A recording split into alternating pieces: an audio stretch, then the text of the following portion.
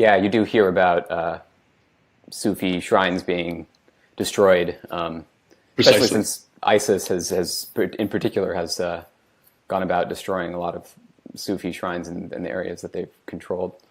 Absolutely. That's correct. They're a great example of a sort of extreme example of this anti-Sufi wing that has developed within the Islamic tradition that really sees Sufism as a corruption of Islamic teachings that needs to be essentially wiped out. And so, yeah, that really has, I think, affected the previously presumed place of Sufism in Islam. If you go back, 200-300 years, and you look at the writings of mainstream Islamic jurists and theologians, they sort of just assume that some elements of Sufism are a part of a holistic Islamic faith.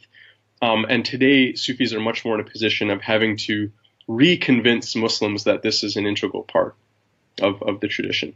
Yeah, that's an interesting change. Do you think it's related to interpretations that place more emphasis on outward religiosity, or just on greater adherence to law, or do you have a sense of why this has changed? Yeah, it's such a good question, and I don't know if I would exactly go in that direction, because when we look at Sufism historically, some Sufis have been less than enthusiastic about the law.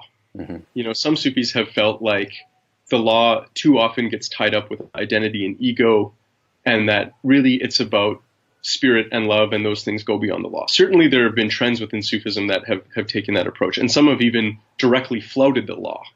They've become, as Sufis have been countercultural at times. There were certain Sufis who were known as the crooked-hatted ones. They would purposely wear their hats crooked to let people know, I'm disrupting convention, and I reject convention.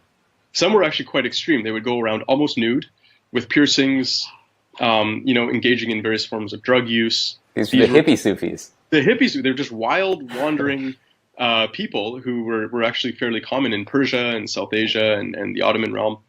But we say that, but really in many respects, those Sufis don't represent the majority of Sufis historically, from what I can tell.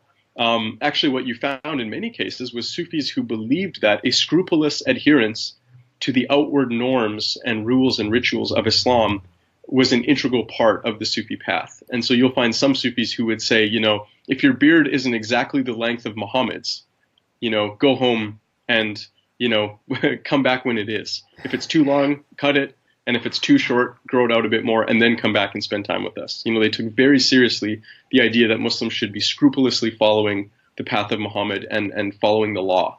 In some cases, even more than most Muslims. They would say, even if you think something approaches being forbidden, stay away from it. So don't just avoid the forbidden, avoid what is even near the forbidden. So it's not that Sufis haven't had that approach. I think part of the anti-Sufi movement, one is this sense of the immanence of God being a threat to monotheism, or the immanence of the sacred compromising pure monotheism. So many of the Muslim reform movements, they're like Protestant movements in a sense.